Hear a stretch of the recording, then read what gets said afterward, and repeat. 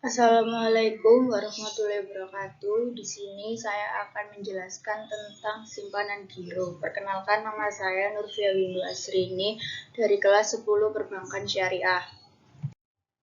Yang pertama adalah pengertian simpanan giro. Giro merupakan suatu produk bank dalam rangka menghimpun dana pihak ketiga. Biasanya suku bunga giro terbilang jauh lebih rendah jika dibandingkan dengan tabungan dan deposito. Hal tersebut dikarenakan simpanan giro dapat sewaktu-waktu diambil atau ditarik sampai ke batas akhir limit yang sudah ditentukan oleh pihak bank dan nasabah giro atau giran.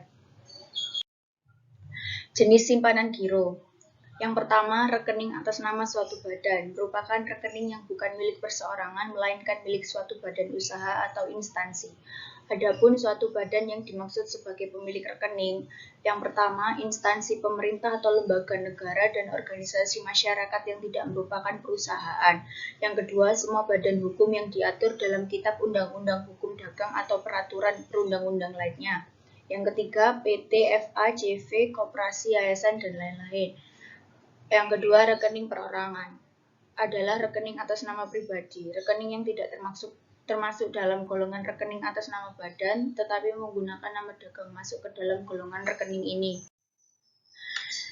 Rekening gabungan. Rekening gabungan atau joint akun merupakan rekening atas nama beberapa orang atau pribadi, atau beberapa badan dan atau campuran keduanya.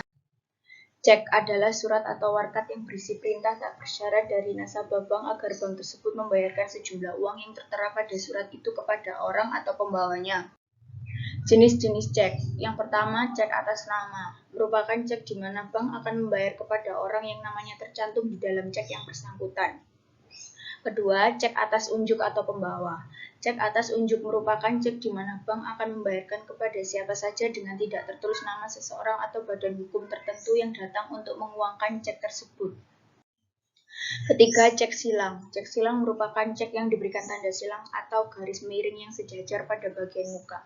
Tanda silang tersebut memberikan petunjuk kepada bank pembayar bahwa cek tersebut hanya dapat dibayarkan kepada suatu bank yang disebut di antara kedua garis silang sejajar. Sementara itu dalam pasal 214 ayat 2 KUH Dagang ditentukan jenis cek silang seperti berikut. Secara umum diberi tanda dua garis sejajar dan diantaranya tidak terdapat sesuatu petunjuk atau nama satu bank, maka cek tersebut hanya dapat dibayar oleh bank pembayar kepada setiap bank yang menyerahkan. Secara khusus antara dua garis sejajar terdapat nama suatu. Yang keempat, cek mundur. Cek mundur merupakan cek yang oleh penariknya diberi tanggal akan datang. Dengan demikian, cek yang bersangkutan hanya dapat diuangkan pada tanggal yang telah dicantumkan dalam cek yang bersangkutan. 5. Cek kosong.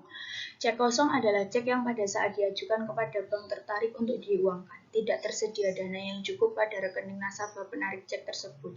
Apabila nasabah atau pemegang rekening tersebut melakukan penarikan cek kosong selama 3 kali berturut-turut dalam jangka waktu 6 bulan, maka rekening harus segera ditutup dan penutupan harus dilaporkan kepada Bank Indonesia. Pengertian bilet giro merupakan suatu perintah dari nasabah kepada bank yang memelihara rekening giro nasabah tersebut untuk memindahbukukan sejumlah uang dari rekening yang bersangkutan kepada pihak penerima yang disebutkan namanya pada bank yang sama atau bank lainnya. Persyaratan umum giro. Yang pertama, nama calon pemegang rekening giro tidak tercantum dalam daftar hitam yang dikeluarkan oleh bank. Kedua, menyetujui setiap pasal yang tercantum dalam syarat-syarat umum pembukaan rekening koran pada bank. Yang ketiga, mengisi formulir permohonan membuka rekening pada bank. Yang keempat, calon pemegang rekening harus mengisi kartu contoh tanda tangan. Yang kelima, mempunyai nomor pokok wajib pajak atau NPWP. Yang keenam, menyerahkan fotokopi bukti diri, KTP atau SIM atau paspor dan kita sebagai WNA dan kuasanya. 2. Pembukaan giro. Proses pembukaan rekening giro dilaksanakan bila calon nasabah telah memenuhi persyaratan yang ditetapkan.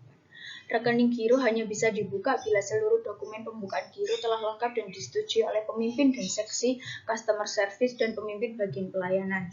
Ketiga, pengadaan dan penata usahaan cek. Untuk tujuan standarisasi dan kontrol, pengadaan cek atau bilet giro dikoordinir dan didesentralisasi di kantor pusat. Persediaan blanko cek pada customer service masing-masing kantor cabang harus diberikan dengan batasan jumlah yang diperkirakan cukup untuk keperluan 1 minggu.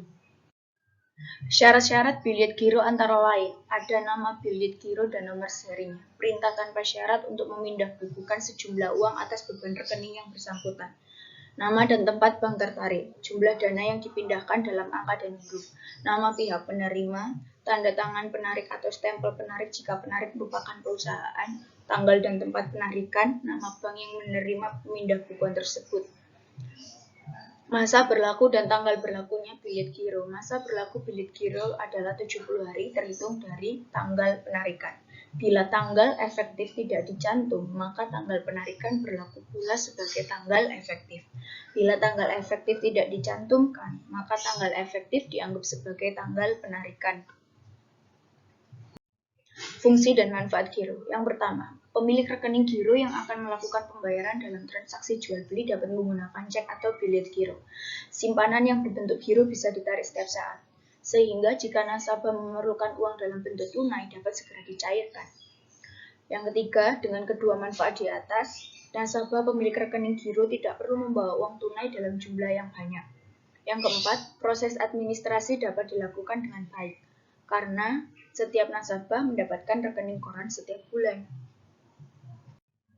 Pengertian rekening koran adalah laporan yang diberikan oleh bank kepada pemegang rekening giro yang isinya berupa informasi atas transaksi yang dilakukan oleh bank terhadap rekening giro tersebut selama 1 bulan dan saldo kas di bank. Sifat rekening koran, perbedaan rekening tabungan dan perbedaan rekening koran. Yang pertama, rekening tabungan. 1. Pemilik nasabah untuk mencetak kartu setiap transaksi yang terjadi ke dalam buku tabungan, pemilik harus mendatangi bank. Yang kedua, penarikan kas dengan buku tabungan bisa dilakukan dengan hanya menggunakan slip penarikan dan tidak menggunakan cek maupun bilet giro. Yang ketiga, tabungan biasanya memuat rincian transaksi dari beberapa periode tergantung dari sedikit atau banyaknya transaksi bank terjadi. Rekening koran. Yang pertama, pemilik nasabah korporat rekening koran yang memuat kumpulan transaksi selama 1 bulan akan dikirimkan langsung oleh bank kepada nasabah yang bersangkutan. Kedua, penarikan kas pada rekening koran harus dilakukan dengan menggunakan surat perintah seperti cek atau bilet giro. Ketiga, rekening koran yang dikirimkan oleh bank kepada nasabahnya bersifat bulanan. Artinya, setiap bulan nasabah akan menerima rekening koran yang berisi ringkasan seluruh transaksi bank yang terjadi selama 1 bulan terakhir. Sekian dari saya. Wassalamualaikum warahmatullahi wabarakatuh.